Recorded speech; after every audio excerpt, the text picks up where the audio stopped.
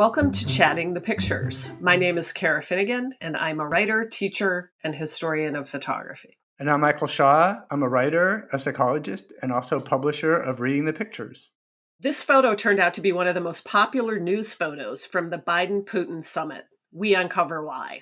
This was taken by Denis Balibouse. In the photo, a security officer asks the media to step back at the start of a summit between Joe Biden and Vladimir Putin. Also visible are the U.S. Secretary of State, Antony Blinken, and the Russian Foreign Minister, Sergei Lavrov. The meeting was held in Geneva, and it was the first meeting between the two heads of state since Biden was elected president. And a fun fact, Denis, replying to us on Twitter, said, "It was also the hand that would 30 seconds later pick me up from the floor to take me out in a very polite and firm way." I feel like this photo should be captioned, "Pay no attention to the hand above the camera." It's really a fourth wall moment, isn't it? This image breaks the frame of the photo op to reveal that it is in fact a photo op. And obviously we know that already, but the hand just injects a kind of sense of spontaneity and a breaking of the frame that I find really helpful, particularly in the context of this summit, right? Where you know it's so carefully staged and plotted and planned.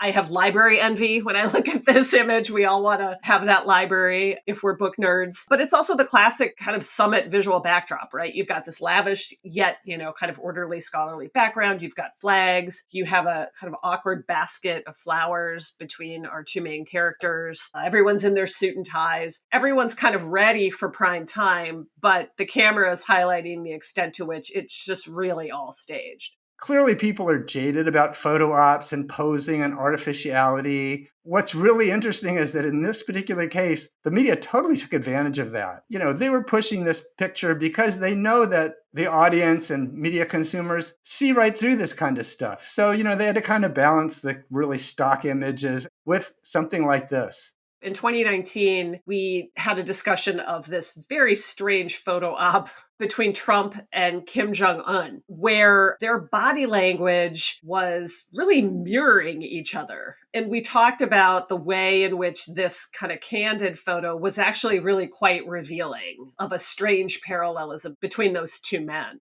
Here, Putin and Biden are clearly not on the same body language page. So it's a different kind of candid image. You've got Biden looking relatively statesmanlike and comfortable. He seems a little bit amused by whatever's happening with that hand. Putin is looking off to the side. He's physically sitting very openly. He likes to be a manly man, we know, and his body posture sort of highlights that. But his eyes are shifting. There's a little bit of concern or dubiousness on his face as I read it. So, these kinds of candid images can catch something about the dynamic of these events, but it can be really, really hard to dig past the photo op frame in order to find those things.